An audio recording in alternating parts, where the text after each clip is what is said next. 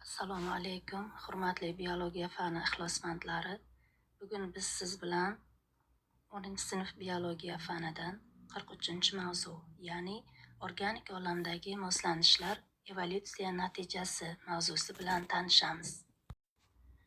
Organizmdagi moslanishlar ularning yashab qolishi, yashash uchun kurashda g'olib chiqishi, nasl qoldirish orqali o'z belgilarini kelgusi avlodga uzatish imkonini beradi. Yashovchanlik, raqobatchanlik, normal nasl qoldirish bir-biri bilan bevosita aloqador. Bu xususiyatlar tabiiy tanlanish orqali paydo bo'lgan evolyutsion natija hisoblanadi. Moslanish deganda biz shuni tushunamizki, bu organizmlarning tashqi va ichki tuzilishi, organlar funksiyasi, xulq-atvori va hayot tarzining muayyan yashash muhitiga mos kelishidir. Moslanish xillari 3 xil bo'ladi.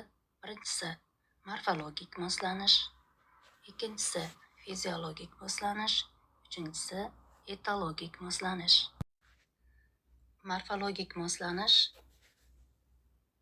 tashqi muhit omillari ta'siri natijasida organizmlar tana tuzilishida shu muhitga xos bo'lgan xususiyatlarning paydo bo'lishi bilan ifodalanadi. Morfologik moslanish quyidagi turlarni o'z ichiga oladi: himoya rangi, maskirovka, ogohlantiruvchi rang, mimikriya va chalg'ituvchi rang.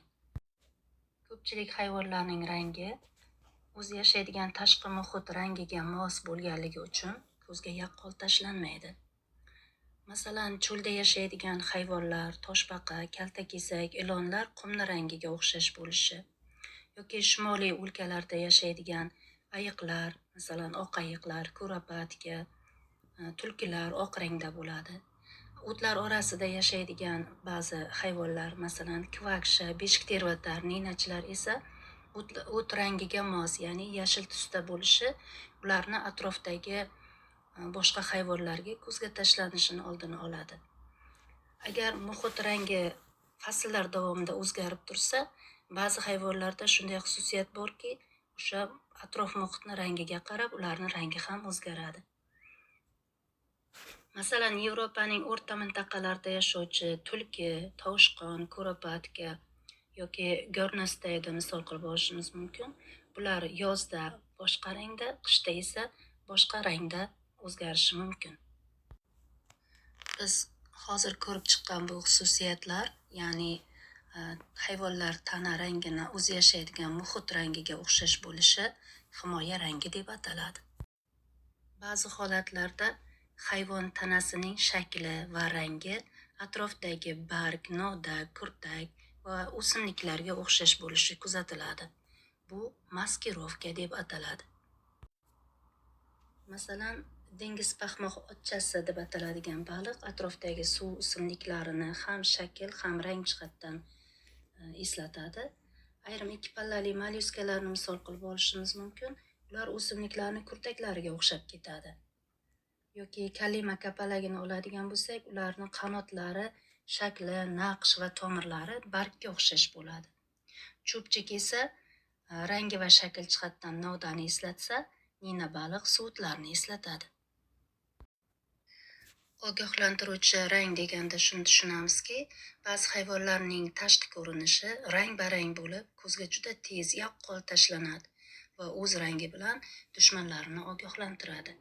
Bunday ogohlantiruvchi rangga ega bo'lgan hayvonlarni qo'shimcha himoya vositalari ham bo'ladi.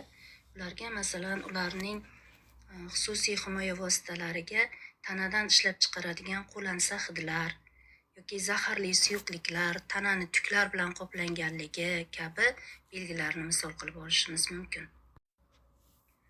Biz zaharli glikonis kapalagida, zaharli koral aspidida yoki xon qizi qo'ng'izida xuddi shunday ogohlantiruvchi rangga xos bo'lgan xususiyatlarni ko'rishimiz mumkin.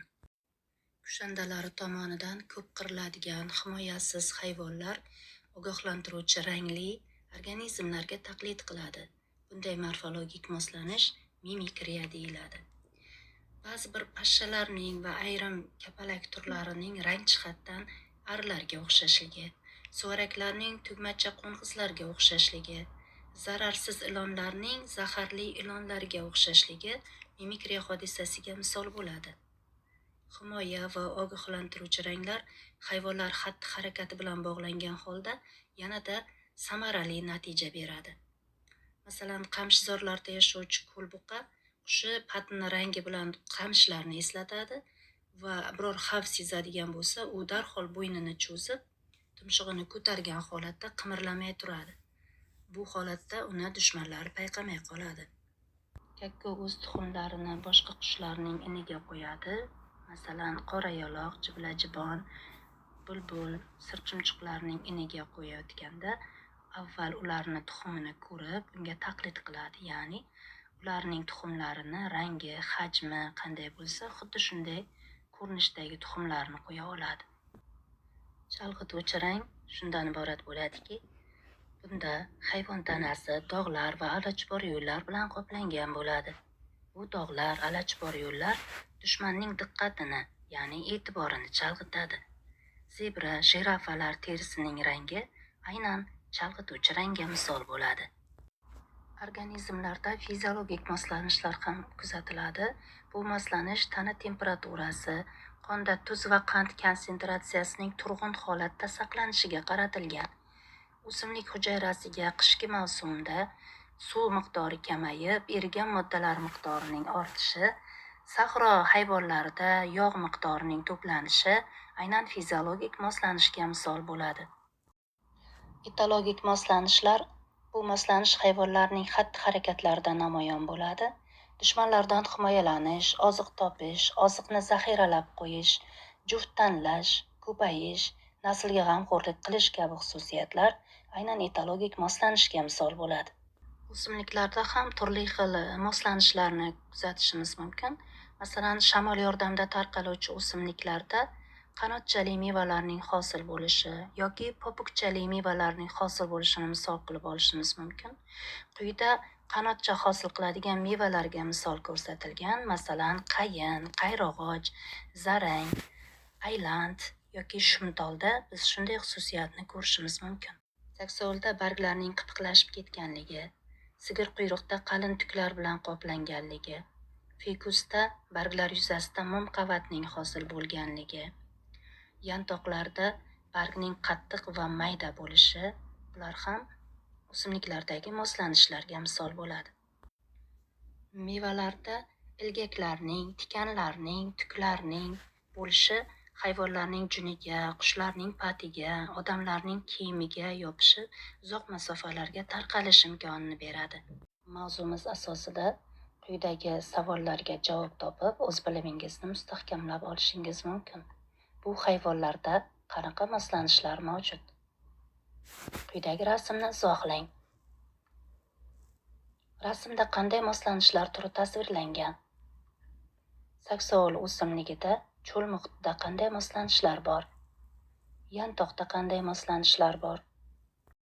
Endi quyidagi savolga javob topishga harakat qilib ko'ramiz. Mehribonlik uylarida qaysi qushning haykali qo'yiladi va nima uchun? Qaysi qush bolasini sut bilan boqadi? Biz organik olamdagi moslanishlar evolyutsiya natijasi mavzusi bo'yicha asosiy tushunchalarga ega bo'ldik. Mavzu yuzasidan fikr-mulohazalar, savollaringiz bo'lsa, bemalol murojaat qilishingiz mumkin. E'tiboringiz uchun rahmat.